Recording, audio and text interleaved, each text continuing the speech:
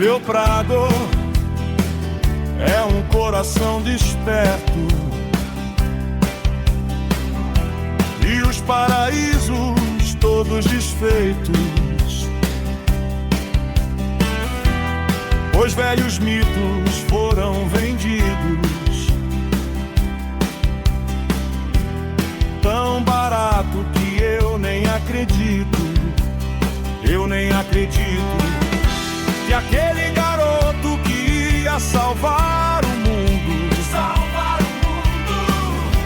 rezava olhando pro fundo do escuro. Meus santos caíram do pedestal, meus deuses viraram pó. Olá para quem acompanha mais esse nosso mergulho profundo de hoje. Sabe, quando a gente pensa na identidade de um grupo, de uma instituição ou de um movimento filosófico, a expectativa natural é encontrar uma certa clareza de propósito, né? Ah, com certeza. A gente espera bater o olho e saber exatamente do que aquilo se trata. Exato. Imagina a cena de entrar numa daquelas cafeterias ultra especializadas. Tipo um lugar que passou décadas aperfeiçoando a torra de um grão super específico, dominando a arte do expresso perfeito. Quem entra ali sabe exatamente o que está buscando, né? Pois é. Mas e se do dia para a noite essa mesma cafeteria resolvesse colocar pneus de trator na vitrine e começasse a servir prato feito no almoço? Nossa, seria uma confusão total. A intenção por trás disso pode até nascer de um lugar genuíno, sabe? De querer atrair mais pessoas da rua, tentar ser mais útil para quem está com o pneu furado ou com fome. Mas a confusão tá armada. A identidade original desaparece.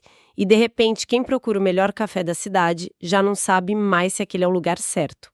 É tipo perder a própria essência no meio do caminho, digamos assim. Exatamente. E hoje nós vamos mergulhar num debate fascinante que sugere que o ativismo secular e o livre pensamento no Brasil estão vivendo exatamente esse tipo de crise de identidade. Um diagnóstico de que estão tentando reescrever a base do movimento.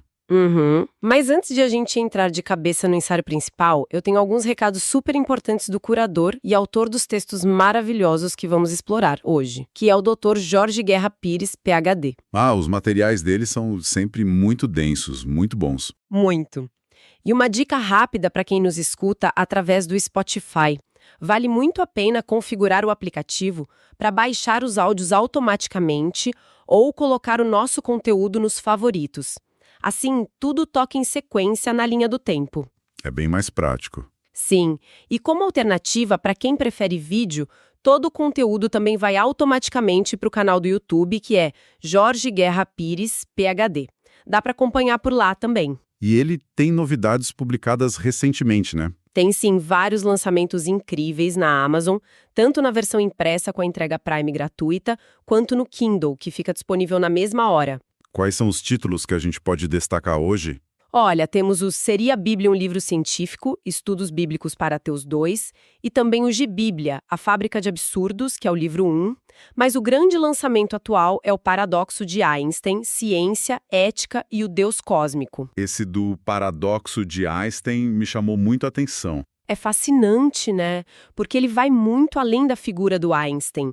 Ele investiga aquela velha recusa de figuras públicas em assumir o ateísmo no Brasil. É um tabu gigante ainda hoje. Gigante. O livro questiona por que figuras como Leandro Carnal ou Drauzio Varela, quando se posicionam, nunca cruzam certas linhas. É uma leitura obrigatória.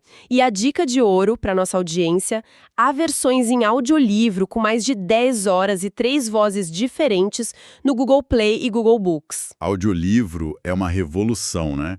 O próprio autor comenta que dá para baixar e ouvir no smartphone durante caminhadas ou fazendo as tarefas de casa. Exatamente. O Dr. Jorge Guerra Pires é pesquisador, PhD em bioinformática e tem se dedicado a unir ciência, crítica social e filosofia de um jeito muito acessível. Então fica a recomendação fortíssima para quem gosta de pensar fora da caixa. Com certeza. Mas voltando ao nosso prato principal de hoje. Isso. O foco dessa nossa exploração é o ensaio A Armadilha do Marketing da Bondade, escrito justamente pelo Dr. Pires. É uma crítica muito contundente ao editorial da primeira edição da revista Ateísta, que foi lançada pela APC, a Associação Ateísta do Planalto Central. E vale ressaltar para quem acompanha a gente que nossa missão aqui não é tomar partido político ou endossar as opiniões, tá?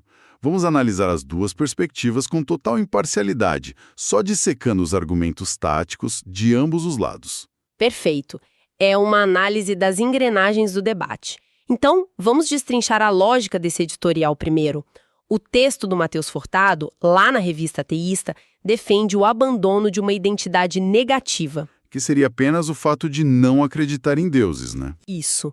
Ele sugere trocar isso por um ateísmo propositivo. Como é que funciona essa mecânica na prática, segundo as fontes? Então, o editorial argumenta que pautas como laicismo e humanismo são vistas como abstratas demais, elas não atraem o grande público. A proposta deles é que o movimento se envolva nas causas sociais cotidianas da classe trabalhadora. Tipo o direito à moradia. Exato.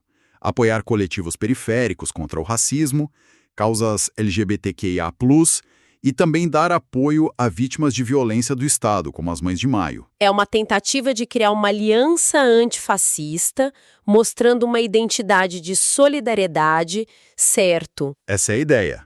A tática é ser uma força propositiva no dia a dia para se tornar mais simpático à sociedade. Olha, comercialmente ou taticamente, faz sentido tentar atrair mais gente. Mas aí a gente volta para a analogia da cafeteria ou a analogia que o próprio autor do ensaio usa de uma empresa que sempre vendeu ovos e decide abrir uma filial de leite e frango assado. Só para ter mais movimento. É como uma loja de tênis de corrida que começa a vender pneu de trator. Dilui completamente a especialidade, né? Aí que tá, o autor do ensaio vê isso como um retrocesso enorme. O movimento secular brasileiro ainda está na infância. Tentar assumir pautas gigantescas e complexas de outros setores sociais seria um risco estratégico altíssimo. É colocar o peso do mundo nas costas de uma estrutura pequena. Mas eu fico pensando, se a intenção da revista é boa e busca ajudar as pessoas, por que o Dr. Pires chama isso de armadilha? Qual é o problema real de fazer o bem? É aí que a análise entra no campo psicológico da coisa. O autor rotula essa estratégia com uma certa ironia de ateísmo de marmita. Ateísmo de marmita. É um termo forte. Bastante. Ele argumenta que tentar ser excessivamente amigável e útil, sabe, tirando gatinhos de árvores ou distribuindo cestas básicas para ganhar simpatia, é como uma criança buscando desesperadamente a aprovação de pais abusivos. Uau! Pois é. O movimento estaria tentando imitar as estruturas comunitárias de igrejas, buscando uma validação moral externa para provar aos religiosos que ateus também são bondosos. Mas peraí, se coletivos seculares organizam projetos sociais, isso não ajuda a quebrar aquele preconceito antigo de que só quem tem religião tem moralidade? Não é uma vitória prática? O funcional do movimento é que é o erro tático. Ah, entendi a diferença. A instituição perde o foco. Exatamente. O ativismo secular não tem uma doutrina moral unificada para competir com as igrejas na filantropia. A força histórica do secularismo, como defendiam Bertrand Russell e Christopher Hitchens, sempre foi o questionamento intelectual, não o assistencialismo. É a defesa da liberdade de consciência, né? Isso. É sobre combater dogmas e não sobre competir para ver quem distribui mais sopa no fim de semana. Faz todo sentido. E o ensaio ilustra a falha desse ativismo paliativo de um jeito que me deixou super impactada. É o que ele chama de o caso das Anas. São duas histórias reais que mostram a diferença entre tratar o sintoma e tratar a estrutura. Esse trecho é fundamental. O primeiro caso é o de uma menina de 11 anos chamada Ana. Sim. Ela foi mandada para a secretaria de uma escola pública simplesmente porque se recusou a participar de uma oração institucional. Imagine o constrangimento dessa criança e o desamparo da mãe dela perante o Estado. E o segundo caso envolve a Ana Bonassa, lá do canal Nunca Vi um Cientista. Ela relata que só teve um despertar intelectual para o método científico de verdade quando já estava na faculdade. O que mostra uma falha estrutural bizarra da nossa educação básica. E a ironia genial que a fonte levanta aqui é como o ateísmo de marmita resolveria o problema dessas duas Anas. A resposta é dura, não resolveria. Pois é. Uma cesta básica entregue num fim de semana não impede que uma escola pública faça coação religiosa com uma criança de 11 anos. E nem corrige o buraco no ensino de ciências nas escolas. O ensaio conecta esses pontos perfeitamente. A raiz de tudo isso não é a falta de solidariedade, mas é a hegemonia religiosa estrutural. Entende? Aquela mesma validação cristã usada no golpe de 64 e nas tentativas políticas de 2018 e 2018. Exatamente a mesma. Por isso o ensaio cita o caso da Freedom from Religion Foundation, lá nos Estados Unidos. Eles não focam em ser simpáticos, eles processam o Estado quando há orações institucionais, e eles vencem. Eles exigem o cumprimento da lei. É isso. O ativismo deve focar no nível estrutural, exigir a laicidade em vez de aderir a pautas fragmentadas e paliativas. O que nos leva para um conceito muito perigoso que o texto aborda, que é a figura do ateu de estimação. Essa nomenclatura é brilhante. O ateu de estimação é fascinante, né? O texto descreve como o sistema cristão tolera o ateu caridoso. Aquele que faz o bem, mas fica calado. Fica na dele, não incomoda ninguém. Mas quando alguém exige o cumprimento da lei, bate na mesa e questiona, o sistema marginaliza essa pessoa na hora, chama de intolerante. O autor até brinca que a pessoa tem o direito de ser má como o pica-pau, né? Isso. Não é ser uma pessoa ruim, mas é ter a coragem de ser o estraga-prazeres do dogma.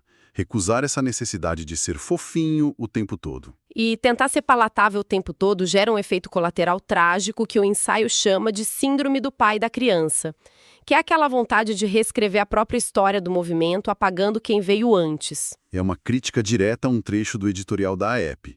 O editorial alegou que a antiga ATA, que era liderada pelo Daniel Sotomayor, fracassou por ter dado acenos ao bolsonarismo. E o Dr. Pires rebate isso com fatos cronológicos, certo? Com força. Ele lembra que a ATA se dissolveu bem antes da consolidação do Bolsonaro, pós-2018. E, além disso, que o próprio Sotomayor debatia e criticava publicamente movimentos como o MBL. Ou seja, apagar o próprio passado, destruir o legado das lideranças antigas, só para parecer mais limpinho para o público externo, é um erro estratégico imenso. É tentar agradar quem nunca vai te aceitar de verdade. E isso me faz pensar muito sobre a ilusão da representatividade hoje em dia. A gente tem figuras geniais ocupando espaços na mídia, como Leandro Carnal, Drauzio Varela, o Yuval Noah Harari. Intelectuais gigantes. Gigantes. E até figuras como a Erika Hilton na política. Mas o ponto é, a presença deles muda a visão estrutural do cristianismo sobre essas minorias? Não muda. O ensaio pontua que a hegemonia religiosa tem um ciclo muito claro. Ou ela absorve os avanços seculares, esvaziando a carga intelectual deles, para dizer que tudo vem de Deus no fim das contas. Ou então demoniza a pessoa completamente. Exato. A mudança real nunca vem do cumprimento das regras do opressor. Ela vem da coragem de questionar sem pedir licença. O que é muito irônico porque, se a gente folhear a própria revista teísta que publicou esse editorial da bondade, os outros textos que estão lá dentro contradizem o editorial. Isso é quase cômico. A própria revista prova o ponto do Dr. Pires. Sim. Tem um relato de um autor chamado Kev. Ele conta a experiência dele saindo do fundamentalismo religioso e olha só, não foi uma cesta básica que tirou ele do fundamentalismo, foi uma aula de biologia. Sobre estruturas análogas, né? Isso, e sobre o nervo laríngeo, quando a biologia escancara o que o design da natureza é falho e funciona na base da evolução, o mito desmorona. Foi o ativismo intelectual que libertou ele. E tem também um artigo do Marcos, que cita a doutora Fernanda Bulhões.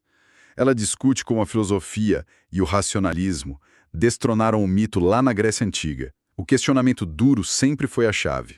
Mas, para mim, a cereja do bolo dessa contradição é o texto da professora Glória Manso da Silva. Ela mostra como as religiões monoteístas estruturam a opressão contra as mulheres. Controlando os corpos e justificando a violência, certo? Exatamente, negando direitos básicos. E aí eu me pergunto, como é que você combate isso fazendo marketing de simpatia? Não tem como. O ativismo intelectualmente fundamentado é o que impede que a prática vire um teatro vazio. Se você tenta combater a misoginia milenar de um livro sagrado apenas sendo educado e propositivo, você é engolido pela máquina. A libertação sempre exige bater de frente com o dogma. Amarrando os pontos principais dessa nossa análise profunda de hoje, Nós temos, de um lado, a APCE, tentando tornar o ateísmo uma força popular, abraçando causas sociais, tentando ser uma força simpática. E do outro lado, o argumento feroz de que isso é o ateísmo de marmita, uma armadilha que dilui a identidade secular, busca uma validação desnecessária e acaba deixando órfãos aquelas pessoas que sofrem abusos constitucionais nas escolas públicas, como a menina Ana. É um impasse estratégico enorme e a partir de todo esse material denso que a gente explorou, eu sei que você separou um pensamento final, provocativo para quem está ouvindo a gente, né? Eu separei sim. A reflexão que fica é a seguinte: se um movimento intelectual decide alterar a sua identidade fundamental apenas para se tornar palatável e não ofender a maioria, ele realmente conquista um espaço na sociedade? Ou ele simplesmente se voluntaria para o seu próprio apagamento? Nossa, isso é muito profundo. Quando o desejo de ser chamado de bom supera o desejo de exigir o que é justo perante a lei, quem é que realmente sai ganhando no tabuleiro social? É de deixar a cabeça fervendo. A necessidade de questionar as próprias táticas é urgente. Agradeço imensamente a companhia de quem esteve com a gente até agora nessa exploração intelectual profunda. Fica novamente o convite para que todas as fontes e livros do Dr. Jorge Guerra Pires sejam conferidos e debatidos. Um abraço e até o nosso próximo mergulho.